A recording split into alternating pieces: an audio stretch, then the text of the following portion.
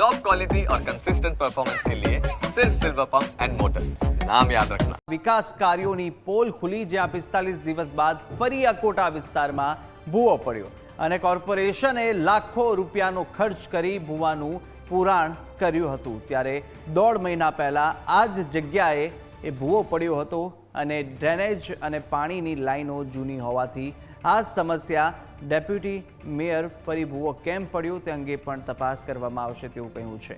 અને ડેપ્યુટી મેયરે કહ્યું છે કે ડેપ્યુટી મેયર જણાવી રહ્યા હતા નિવેદનની અંદર કે જ્યાં ડ્રેનેજ અને પાણીની લાઈનો છે તે જૂની છે અને તેને કારણે આ સમસ્યા છે અને ફરી ભૂવો કેમ પડ્યો છે તે અંગે હવે તપાસ પણ કરવામાં આવવાની છે તેવું પણ તેઓએ કહ્યું છે।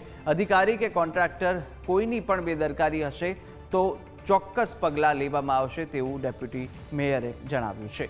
તો કોન્ટ્રાક્ટરની જે નબળી કામગીરી છે તેની સામે હાલ તો સ્થાનિકોમાં ભારોભાર રોષ છે અને પાલિકાના જવાબદાર અધિકારી અને કોન્ટ્રાક્ટર સામે કાર્યવાહી કરવા માટે પણ લોકો માંગ કરી રહ્યા છે।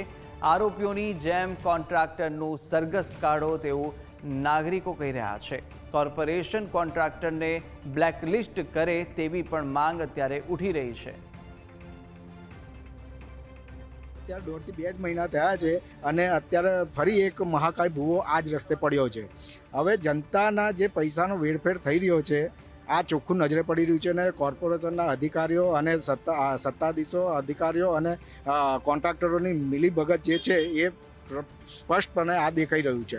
આ પણ કોન્ટ્રાક્ટર દ્વારા હલકી કક્ષાનું કામગીરી કરીને જનતાના પૈસાનો વેરફેર કર્યો છે એટલે હલકી કક્ષાની કામગીરી કરી છે અને એમને ગુનો જ કર્યો છે। એમની ઉપર કાયદેસરનું એમનું લાયસન્સ રદ થવું જોઈએ, FIR થવી જોઈએ અને એમના પણ વરઘોડા જનતાની વચ્ચે કાઢવા જોઈએ।